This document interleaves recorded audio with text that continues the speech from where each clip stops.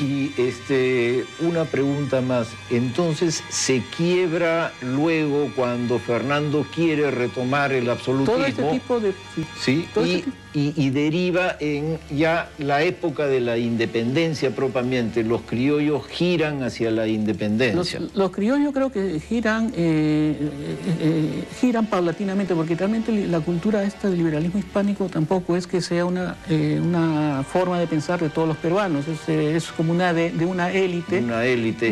Muy importante, pero al mismo tiempo muy sometida a otras formas de actuación de parte de la nobleza, que fue precisamente acomodarse al sistema de lo que traían los libertadores, porque no le quedaba otra opción, debido a que la segunda etapa de vigencia, por ejemplo, del liberalismo hispánico en Perú, que fue la época del trienio liberal en España, o sea, de 1820 al 23, cuando vuelve a aplicarse por segunda vez la Constitución de Cádiz en Perú, a partir de septiembre de 1820... Ya se desordena todo. Ya se desordena todo, es la vigencia de una Constitución en un territorio que ya está ocupado por la expedición libertadora. Antes de terminar, nos queda apenas unos minutos, un minutito. Sí. Una pregunta. La llegada de la expedición libertadora, en un momento, ¿cómo es que cambia las cosas?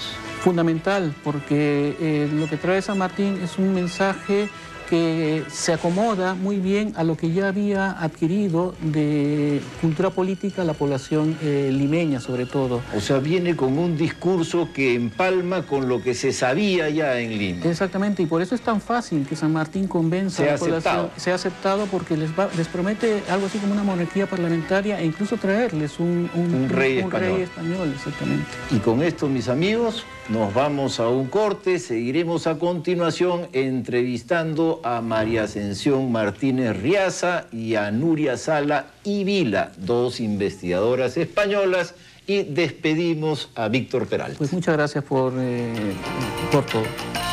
Como hemos dicho, estamos haciendo un programa sobre la independencia, sobre la época del Bicentenario. Ahora han comenzado las celebraciones con motivo del Bicentenario de la Emancipación en Latinoamérica y de las Cortes de Cádiz en España, de tal modo que es un periodo de muchos estudios comunes en uno y otro lado del Atlántico.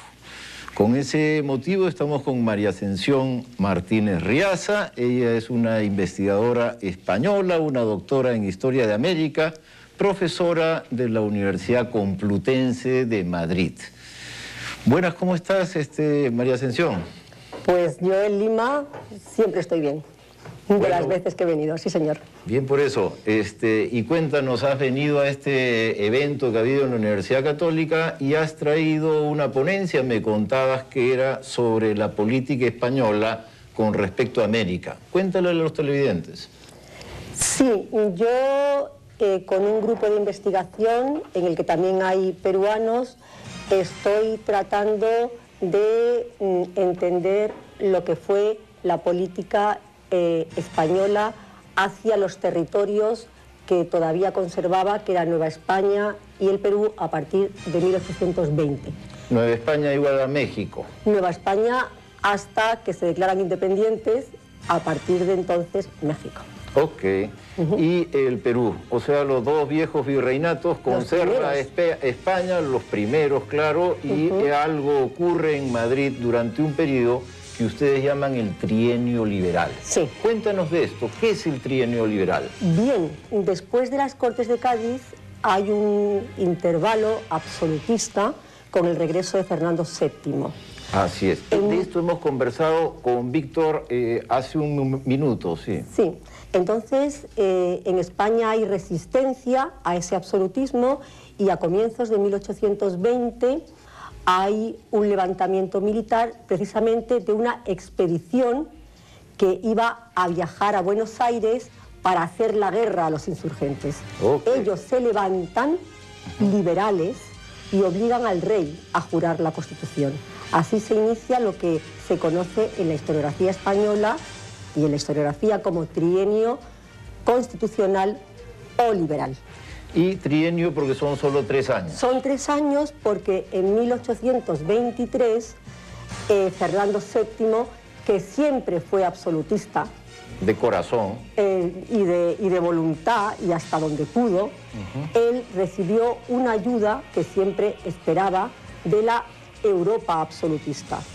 En el 23 se produce una invasión francesa y entonces en España se vuelve al sistema absolutista, en octubre del 23, durante 10 años ya. Ya, entonces hay un breve, más bien, interregno liberal 2023 y durante ese periodo van a perder tanto el Perú como México y algo ocurre en la Corte de Madrid que tú tienes por contarnos. Pues sí, cuando el rey jura la Constitución se reimplanta otra vez el liberalismo, se vuelve a la división de poderes y uno de los temas que se trata en la política central es la cuestión americana. Yo, por lo que estoy trabajando, tengo que decir que no fue el gran problema del gobierno central español, ni del Ejecutivo ni de las Cortes, donde, por cierto, en ese periodo solo hubo 5 diputados peruanos que prácticamente no intervinieron.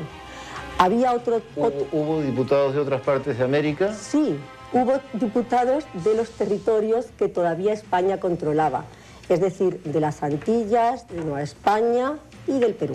Ya, ¿y alguno de los otros diputados americanos tuvo un papel destacado? Los mexicanos sí que lo tuvieron. Defendieron su sistema autonomista. Buscaban una cierta autonomía. Claro, que fue el de la autonomía, se pasó luego al sistema federal, que fue ya el sistema independentista. Pero en el caso del Perú, si quieres que te hable un poquito, en el caso del Perú hay que decir que bueno, en el gobierno central nunca se quiso reconocer la independencia del Perú y aunque hubo momentos de intentar negociar con San Martín, la negociación consistía en que San Martín tenía que reconocer al rey y tenía que reconocer la Constitución. Y luego se podría plantear algún sistema de regencia. San Martín, que tenía en su mente la alternativa de monarquía, se mantuvo firme en que tenía que ser reconocida la independencia. Y es por eso que no se produce un acuerdo. No hay acuerdo. Entonces la solución que quedó fue la solución militar. Entendido. Que se llamaba pacificación en España. Claro. Normalmente las soluciones militares vienen acompañadas de ese nombre, pacificación. Así se llamaba. Bueno, y una pregunta más. Me estabas contando antes de prender la cámara que, sin embargo, en España no le dan mucha atención al tema de América y que más bien hay como una desatención, un desapego, una poca consideración. ¿Crees entonces que fue manejado de forma poco profesional? Yo creo que puedo avanzar 3 cuestiones. Una cuestión, que en España había problemas muy graves como la desamortización, distintos tipos de reformas políticas. Y eso era, claro, lo que prendía la atención del gobierno. Eso por una parte. Por otra parte, se tenía, y esto tú lo ves en los debates de las Cortes, por ejemplo, se tenía una rara esperanza de que lo que les pasaba a los peruanos, vamos a decir en este caso, es que estaban engañados y que había que hacer una campaña para que ellos conocieran las ventajas del liberalismo y de la Constitución y que iban a volver. Eso se plantea en distintos momentos. Y en tercer lugar, dentro de la pacificación, siempre se pensó que se podía mandar ayuda militar al Perú. ¿Y nunca llegó? Nunca llegó. Se envió una expedición en 1818, un poco antes, que fue desbaratada por los insurgentes chilenos, y entonces se intenta, y además se dice a los virreyes, vamos a mandar, y los virreyes siempre cuentan con eso hasta el final. Nunca llegó ninguna ayuda militar.